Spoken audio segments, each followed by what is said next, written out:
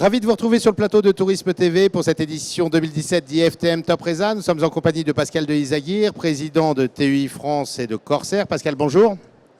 Merci de nous faire l'amitié de nous rejoindre sur le plateau. Normal. Alors, faisons d'abord un état des lieux de la situation pour TEI France. Où en êtes-vous? Avec le micro, Pascal, s'il vous plaît. Oui, c'était un peu le thème de ma conférence de presse. TEI France est en ordre de marche, c'est-à-dire on a pratiquement parachevé maintenant l'intégration et la nouvelle organisation avec Transat. Bon, il manque une étape importante qui sera maintenant de relier toutes les équipes et de les localiser à Levallois-Perret. Bon, ça manque encore. Évidemment, on est encore partagé entre Ivry et Levallois. Sinon, pour le reste, tout se met en place. La production à l'hiver, et là, on travaille évidemment fortement sur la production à l'été, qui est pratiquement parachevée. Là, on aura une offre vraiment très solide et abordée de façon cohérente, voilà, entre toutes les marques et entre les deux entités. Alors, avant de parler des produits, un mot sur la dimension, je dirais, sociale, humaine de ce rachat. Aujourd'hui, où en êtes-vous dans la gestion des équipes qui maintenant sont TEI?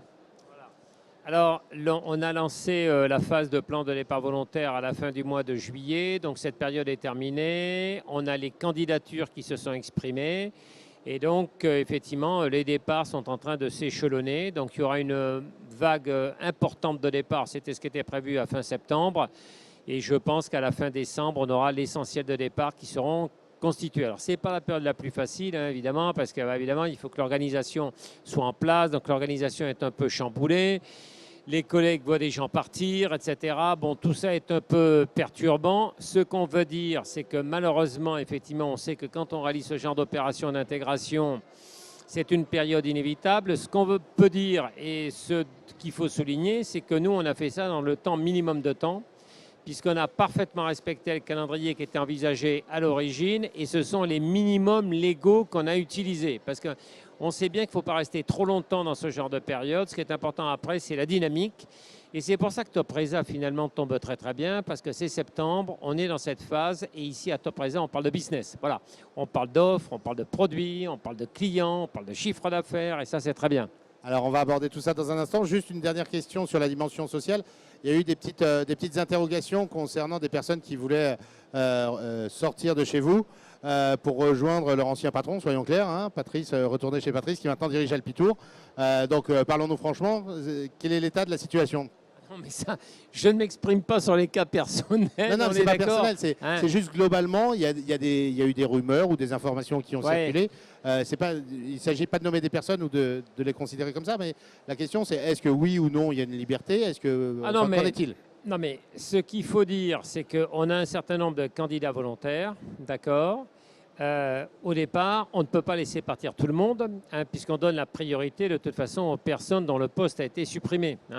Et il faut que ces personnes puissent être remplacées. Donc tout ça est un dispositif assez compliqué. De toute façon, on ne pourra pas faire partir le nombre total de personnes qui se sont portées candidates au départ.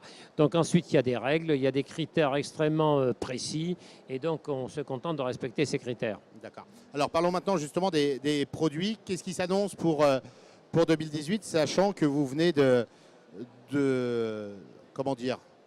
d'annoncer, ça fait 2 fois annoncé mais c'est pas grave, une nouvelle marque finalement, puisque Vacances Transat disparaît avec un nouveau nom. Oui, alors de toute façon, ça c'est pas véritablement une surprise, puisqu'on sait effectivement que le groupe canadien Transat veut absolument garder l'exclusivité de la marque Transat, et donc ça a été prévu lors du processus d'acquisition. La marque Vacances Transat disparaîtra en quelque sorte de notre catalogue à partir d'avril 2018 puisqu'elle est récupérée par le groupe.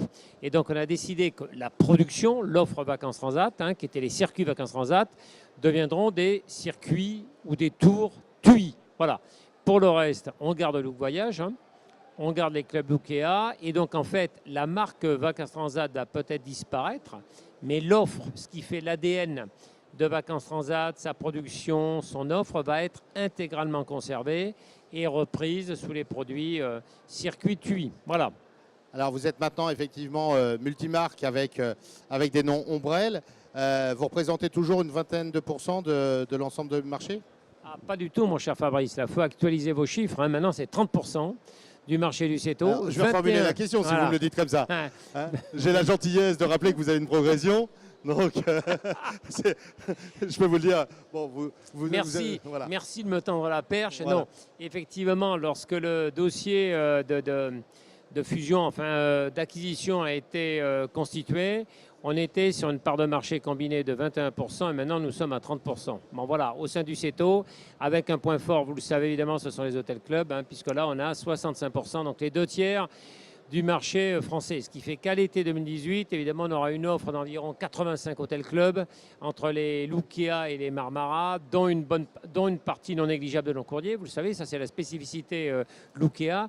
Lukea qui est d'ailleurs la gamme de produits que l'on veut développer. Hein, parce qu'à l'été 2018, la gamme Lukea sera en développement, ce qui ne sera pas le cas de la marque Marmara, puisqu'on a même décidé d'ores et déjà de transférer 5 hôtels clubs de la marque Marmara actuellement en marque Lukea. Voilà. Alors parlons un peu de ce salon, le business, l'actualité dans les agences. Là, vous êtes présent avec un très beau stand TUI. Et un stand Corsair International, il ne faut pas l'oublier non plus. Alors là, on parlait de TUI, évidemment, citons Corsair International. Très belle compagnie s'il en est. Très belle compagnie. Voilà, ça c'était la page promo, c'est terminé. Maintenant, on revient sur de l'info. Alors, l'ambiance sur ce salon, comment vos équipes? Moi, je la sens plutôt positive. Hein. C'est vrai qu'on le voit à travers les statistiques, les chiffres, tant du CETO que des entreprises du voyage. Il y a quand même depuis quelques mois une certaine reprise. Bon, je ne sais pas si c'est un effet Macron ou pas, il doit y avoir quand même autre chose, mais on sent une certaine reprise. Donc en tout cas, c'est plutôt positif, c'est plutôt encourageant, il y a une certaine dynamique. Et c'est vrai que ça fait longtemps qu'on n'avait pas annoncé quand même les uns les autres des chiffres plutôt en progression. Ça, c'est très positif. Alors un mot sur Corsair International quand même, on change de casquette. Cette compagnie continue son avancée? Ah oui, bien sûr. Là, vous avez vu, on a annoncé récemment le lancement d'une classe affaires qui va être superbe. Alors, pour l'instant, on est en train d'équiper tous les avions. Elle est sur quelques lignes, elle est sur quelques avions. À la fin décembre, on l'aura sur toutes les lignes. On aura 12 sièges, un superbe produit, toujours les tarifs très compétitifs, évidemment, mais une superbe classe affaires. On a changé notre structure pricing aussi pour être capable d'offrir des prix très, très bas pour les clients qui ne veulent aucun supplément, aucune option, etc. Vous avez vu que ce matin, on a annoncé le partenariat avec EasyJet. Oui.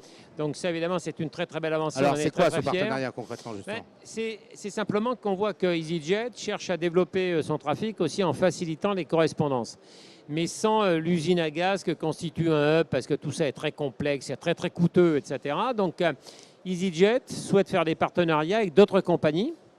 Et par exemple, vous avez un client qui ira sur le site d'EasyJet, qui voudra aller à Pointe-à-Pitre, qui partira de Toulouse et qui achètera le tronçon EasyJet sur Toulouse-Paris et qui volera ensuite sur Corsair sur Paris-Pointe-à-Pitre. Et on va lui faciliter en quelque sorte la correspondance en développant un service spécial.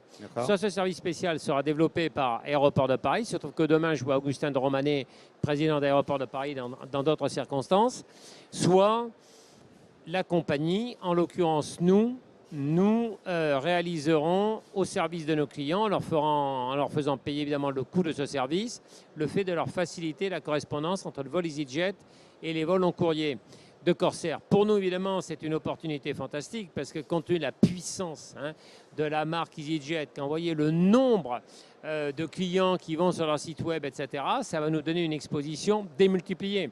Et pour nous, c'est le moyen de lutter contre la concurrence des grandes compagnies qui, elles, ont des hubs et qui cherchent à se préserver, en quelque sorte, un peu le monopole du trafic de correspondance. Mais aujourd'hui, vous avez déjà cette clientèle de province qui passe par EasyJet ou une autre compagnie aérienne avant de prendre un vol Corsair? Oui, mais aujourd'hui, ça n'est pas facilité. C'est-à-dire que là, désormais, ça sera facilité. C'est d'emblée, quand le client ira sur le site EasyJet, qu'il aura l'accès à toute l'offre Corsair, qu'on lui offrira le service de correspondance, etc., etc. Donc, on va en quelque sorte faciliter et industrialiser un produit qui n'existe pas aujourd'hui véritablement. Voilà. Merci Pascal d'avoir répondu à notre invitation. Plaisir de vous retrouver prochainement sur Grand plaisir. Corsair, dans les looks, tout ça. Mais bien sûr. On parle beaucoup de toutes vos marques. Réellement, merci. Merci beaucoup. À très bientôt. À très bientôt. Merci.